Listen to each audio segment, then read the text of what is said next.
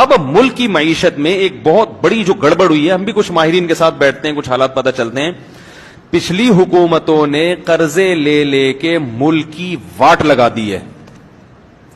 اس وقت جو پاکستان کی معیشت بحال تھی وہ مصنوعی طور پر تھی, وہ اوریجنل نہیں تھی. بہت کچھ پاکستان میں تعمیری کام ہوئے, یہ بن گیا, روڈیں بن گئی, لاہور پیرس جیسا بن گیا, فلانا ہو گیا, بڑے خوش ماشاءاللہ. وہ مصنوعی تھا. اس کی مثال ایسے ہے جیسے فرض کرو میرے 3 بچے ہوں, ویسے تو الحمدللہ اللہ نے زیادہ دیے, ایک مثال دے رہا ہوں. تو میں اب کیا کرتا ہوں, میں ان بچوں کے لیے ڈیفنس میں 3 بنگلے لے لیتا ہوں ہر ایک کے لیے, اور کنوینس کا بہترین انتظام کہ جب بچوں اسکول جاؤ گے تو عام بچہ ایک عام وین میں جائے گا, تمہارے لیے ایئر کنڈیشن بسیں ہوں گی. پھر میں نے سڑکیں بنوا دی کہ ہمارے بچے جس بس میں جاتے ہیں وہاں کھڈے بہت ہیں, تو وہ سڑکوں کیا کر دیا میں نے, بہترین سڑکیں بنا دی. اب بچے کہہ رہے ہیں ہمارے ابا نے ہمیں بہت ترقی دی ہے, اور اللہ نے کرے ابا کا انتقال ہو گیا, چاچا آ گئے بچوں کو سنبھالنے کے لیے.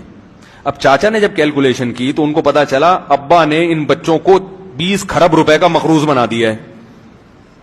نہیں یاری بات, ابا نے جو یہ سڑکیں بنائی اور ایئر کنڈیشن بسوں کا انتظام کیا اور بچوں کو ہر بچے کو ڈیفنس میں بنگلے لے کر دیے, اس میں ابا کا ذاتی ایک دھیلا بھی بولو بھائی, ایک دھیلا, بلکہ 70 بھائی سے 1 کروڑ روپے لیے, وسیم کباڑیے سے لیے, اور سارے سود پہ لیے. سارے کس پر لیے, سود پہ لیے. اب وسیم کباڑیے نے قرضہ دینے سے پہلے کہا بیٹا تو لے تو رہا ہے, دے گا کیسے؟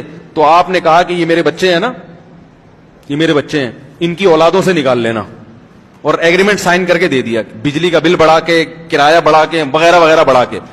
تو اب جو بھی حکمران آتا رہا وہ ان پرانے قرضوں کو پورا کرنے کے لیے مزید ڈبل قرضے. اب یعنی چاچا نے کیا کیا, چاچا نے یہ کیا, ابا نے 1 ارب روپے کا مقروض بنایا ہے, اب بچوں کو اسی لائف اسٹائل کی عادت پڑ گئی ہے, تو اس نے 2 ارب اور لے لیے تاکہ بچے چاچا کو گالیاں نہ دیں, کیونکہ بچے تھے ناسمجھ, جیسے ہماری قوم ہے, بچے کیا تھے, ناسمجھ. وہ یہ نہیں دیکھ رہے تھے کہ ابا نے لیے کہاں سے, یہ کیسے بنایا, یہ سڑکیں وڑکیں اتنا خوبصورت, یہ نظام کیسے بنایا. تو اب چاچا نے کہا کہ یار جیسے ابا دنیا سے چلے گئے تو ہم بھی دنیا سے ایک دن چلے جائیں گے, تو کیوں گالیاں کھا کے جائیں. انہوں نے 1 ارب قرضہ لیا, ہم کتنا لیں گے, 2 ارب لیں گے. تو بچوں نے کہا یار یہ چاچا تو ہمارے ابا سے بھی خوش, اور چاچا اس چکر میں تھے کہ میں نے کون سا اس دنیا میں ہمیشہ رہنا ہے. اب کوئی سمجھدار آدمی آئے گا جب اس کے بعد, وہ کہے گا بیٹا ہم بھی چلے تو جائیں گے, لیکن چوڑے میں کون آئے گا, یہ ایک حد تک چلے گا سسٹم, اس کے بعد تمہیں اٹھا کے گروی رکھوانا پڑے گا قرضہ لینے کے لیے. سمجھ رہے ہو, اس نے بریک لگا دی تو سارا نزلہ ان بچوں کا کس پہ گرے گا, اس تیسرے پہ گرے گا. نہیں یاری بات میرا خیال ہے, وہ ساری لان تان کس پہ ہوگی, ان پہلے 2 کو کوئی بھی برا نہیں کہے گا. ہاں اگر ان میں کوئی سمجھدار بچہ ہوا تو وہ کہے گا یار چلو اب قرضہ لو کیونکہ روٹی تو کھانی ہے, لیکن کچھ تو خیال کرو, یعنی ایسا تو نہ ہونا کہ ہم بالکل ہی دیوالیہ ہو جائے ہمارا. تو یہ جو ہمارا جمہوری طرز حکومت ہے یہ اتنا گندا ہے نا یہاں پہ.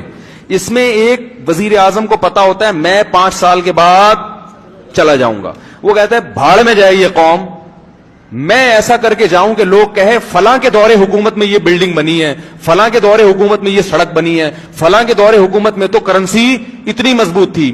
اس کو ان سے کوئی غرض نہ ہو کہ فلاں نے اپنے دور میں جو پالیسیاں بنائی ہیں کیا فلاں کے جانے کے بعد بھی وہ کامیاب ہوں گی, ان سے پبلک کو کوئی غرض نہیں ہوتی.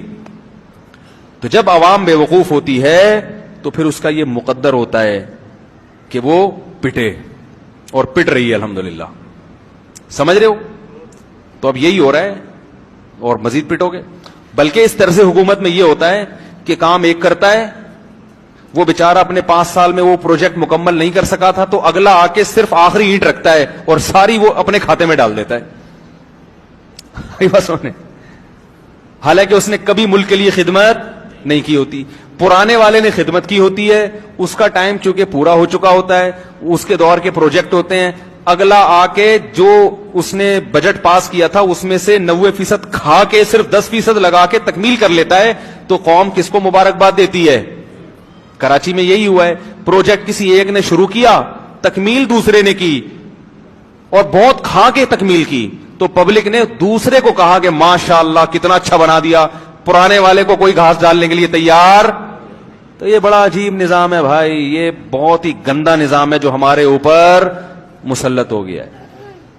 اس میں کوئی پتہ ہی نہیں ہے کون کس کا ذمہ دار ہے. تو بس اللہ سے دعا ہی مانگا کرو, اور اس کا کوئی حل نہیں, اور کوئی حل نہیں. ہاں جب اللہ آپ کو صدر بنا دے تو پھر کچھ مشورے لینا ہم سے, ٹھیک ہے. تو میں خود نہیں دوں گا, کسی ماہرین کو بلاؤں گا جو کچھ ان سے آپ کو انشاءاللہ مشورے لے کے دوں گا.